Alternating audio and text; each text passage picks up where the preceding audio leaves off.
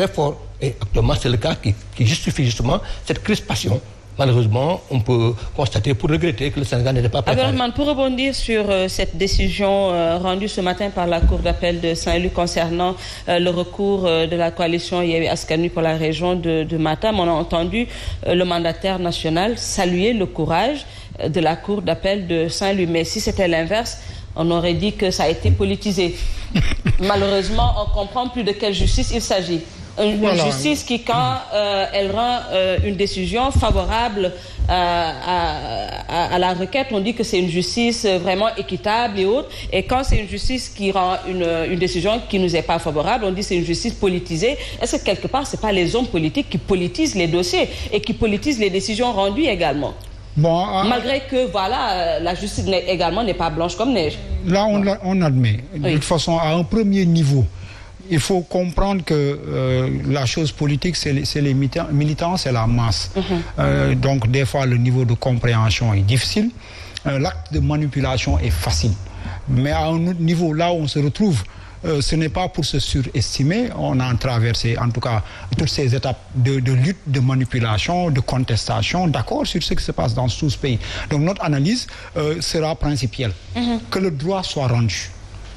Qu'il soit admis, félicité par les uns ou les autres, qu'il soit manipulé par l'opinion, en tout cas les acteurs politiques, c'est pas intéressant. Ce qui est intéressant dans ce pays et qui doit engager en tout cas tout le monde, c'est que le droit soit dit sur tout. C'est ce qui nous intéresse. C'est la lutte que nous avons portée depuis le début. Que le droit soit égalitaire à tous et qu'il soit dit dans n'importe quelle situation. C'est la lutte que nous avons portée. Et puis, voilà, s'il faut saluer, je ne dirais pas le courage, mais ils ont fait leur travail, c'est ça la norme. Je pense même qu'ils ont tardé à sortir. Ils devaient même prendre leurs responsabilités en tant qu'une administration qui se respecte, communiquer avec les populations pour lever les équivoques et nous expliquer pourquoi le rejet de certains dossiers et pourquoi l'acceptation d'autres dossiers.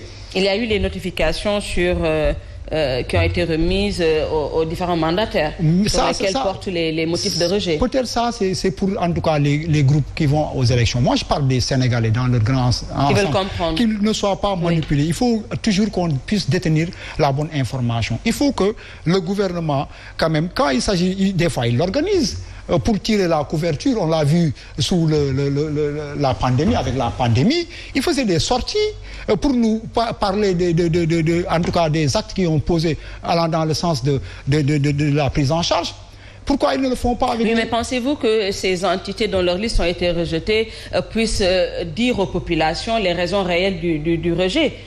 Moi, je pense que c'est, en tout cas, c'est... Au risque qu'on leur dise, voilà, vous êtes détournés. Nous sommes dans un pays où tout doit se faire normalement. Nous avons vécu des moments de trouble. Nous savons qu'avec toute cette confusion, il y a des risques de conflits et de tensions. Et là, il faut des acteurs responsables. Je vous dis, quand il s'agit de dire du bien de ce pouvoir, mais ils sortent, ils occupent toute l'opinion, toutes les tribunes, pour nous convaincre, en tout cas, de leurs bienfaits. Et quand ce genre de conflit-là se pose, moi, je pense que autant les préfets et les sous-préfets, ils doivent prendre les responsabilités, nous informer à juste, en tout cas, raison pour qu'on ne puisse pas être manipulé. Moi, je pense que c'est ça la norme. Alors, la manipulation, il faut l'admettre. Quand c'est positif ou bien quand c'est dans l'intérêt de nous autres acteurs qui, pour la plupart, sont contre ce pouvoir, voilà, quand le droit est dit contre nous, voilà, c'est de la manipulation. Quand le droit est dit parce que c'est le droit, voilà, on fait comme si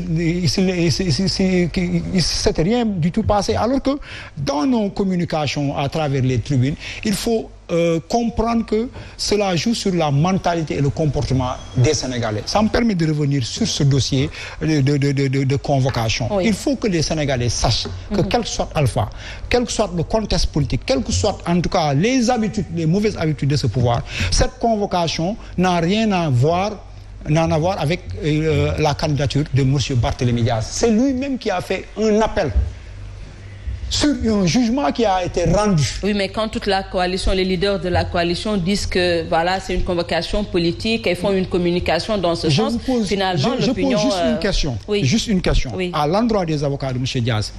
S'il lui arrivait de retirer son appel, que serait-il advenu de la situation? Parce que ce n'est pas l'État qui a fait un appel par rapport au jugement qui a été rendu. Parce qu'en fait, on oublie qu'il a été condamné en première instance. Voilà. Si par exemple, M. Diaz retirait l'appel qu'il a fait au niveau de nos instances judiciaires, qu'est-ce qui va se passer? Une question. Pour vous dire qu'il n'y avait pas à fouetter un chat, on a mieux à faire. Même si on admet que nous sommes très préoccupés par le fonctionnement de cette justice. Et là, j'ai rappelé que c'est la faute du président de la République.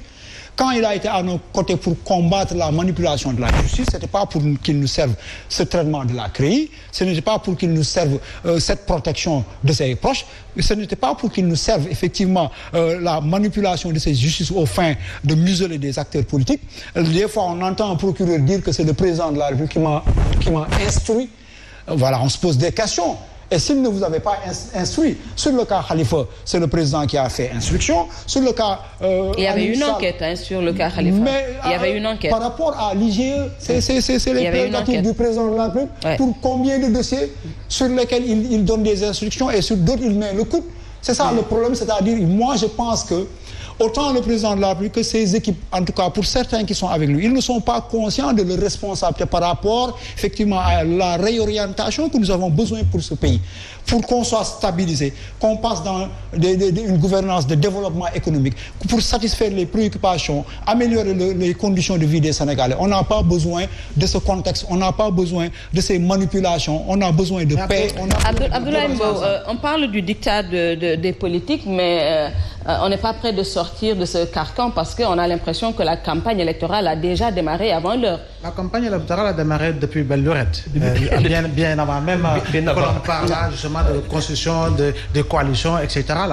La campagne électorale a démarré depuis. Et celui qui a donné même le coup d'envoi, ce n'est autre que le président Macky Sall lors de sa fameuse tournée économique à Kaffrine d'abord et dans les autres localités, appelant justement les leaders, en tout cas, à attendre de son coup d'envoi et que véritablement qu'il fasse tout pour gagner pratiquement toutes les localités. C'est lui qui a déjà politisé véritablement cette atmosphère d'avant même la constitution justement des listes. Mais là, il faut quand même que l'on ne puisse pas en tout cas sentir un dossier, laisser pourrir un dossier et véritablement que ce dossier puisse devenir une épée de Damoclès avec une approche, une orientation politique. Je crois bien qu'il faut avoir l'honnêteté de le dire.